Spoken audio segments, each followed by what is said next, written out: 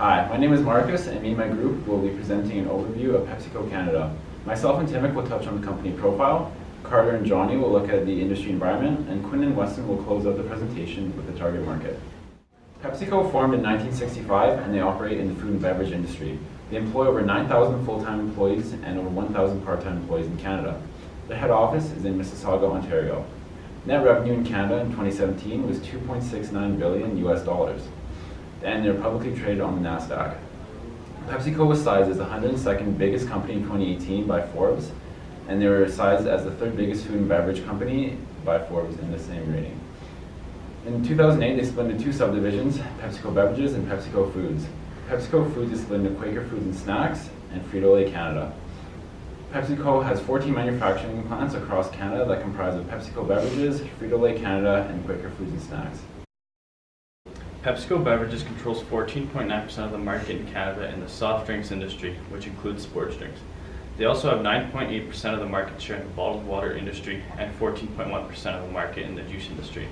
In 2017, PepsiCo Beverages recorded $813.7 million in revenue altogether.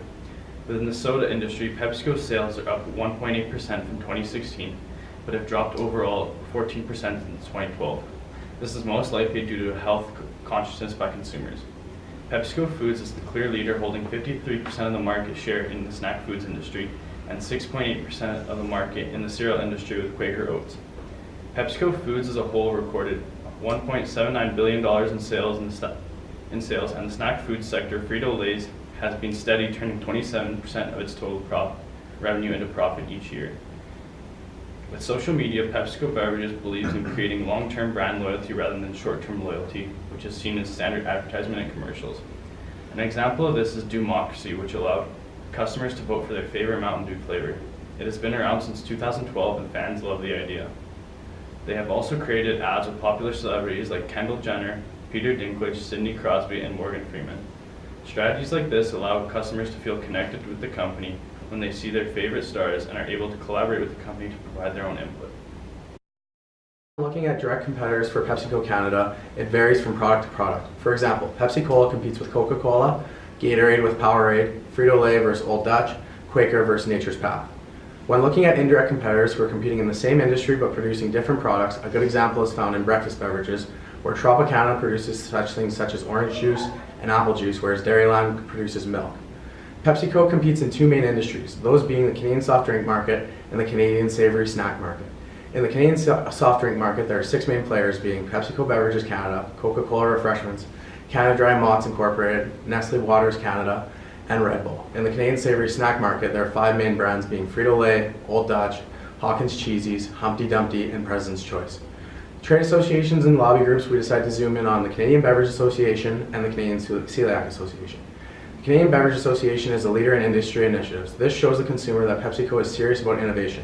As for the Canadian Celiac Association, Lay's chips are now mostly gluten-free. This shows the consumer that PepsiCo is providing specific alternatives for a particular segment.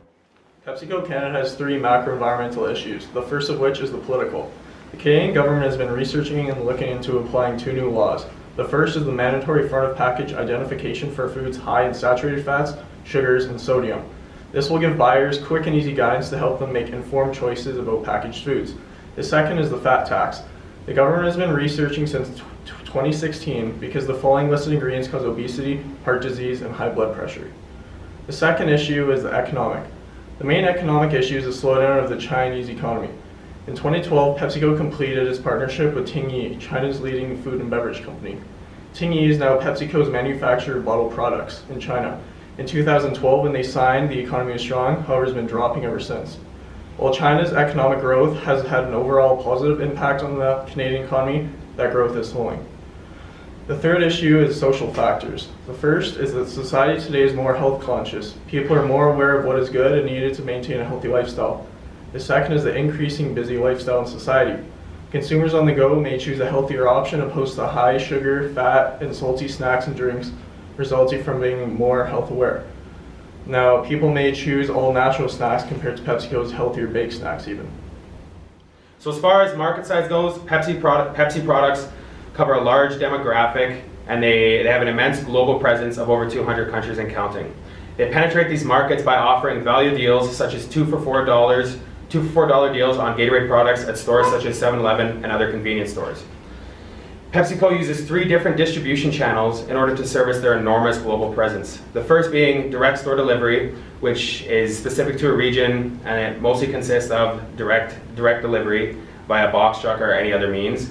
Second is customer warehouse, where they house non-perishable items and their low-cost items. And the third one being third-party networks such as schools and restaurants. The process obviously varies depending on the product and the local trade methods if they're overseas, and what the demand of the product is.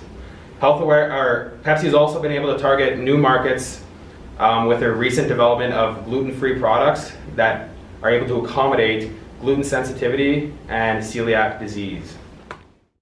PepsiCo Canada targets 4 main characteristics of buyers. The first of which is the geographical characteristics, which are based on things such as city, country, or region. As Quinton said, PepsiCo has buyers and consumers from over 200 countries. Their buyers are from a domestic and international market. The next is demographics. The buyers of PepsiCo products come from a large variety of demographics. They're both male and female, and typically between the ages of 15 and 45. The average buyer of PepsiCo products is more likely to not have a college education than to have one. The typical consumers are just starting out their careers in the bachelor stage of their lives with no children yet. The behavioral characteristics of buyers are based on things such as knowledge, loyalty, and attitudes. As mentioned in Forbes, Pepsi surpassed Coca-Cola and gained the top spot as the most loyal regular soda brand. Consumers are well informed about the benefits of PepsiCo products thanks to strong marketing strategies targeting a younger audience. The psychographic characteristics of buyers are based on things such as division into different social classes, personalities, and lifestyle.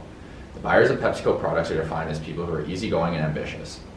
The buyers are categorized into the social classes of working class and middle class. The lifestyle of these consumers are described as people who are explorers and adventurers. With that, we conclude our presentation on PepsiCo Canada.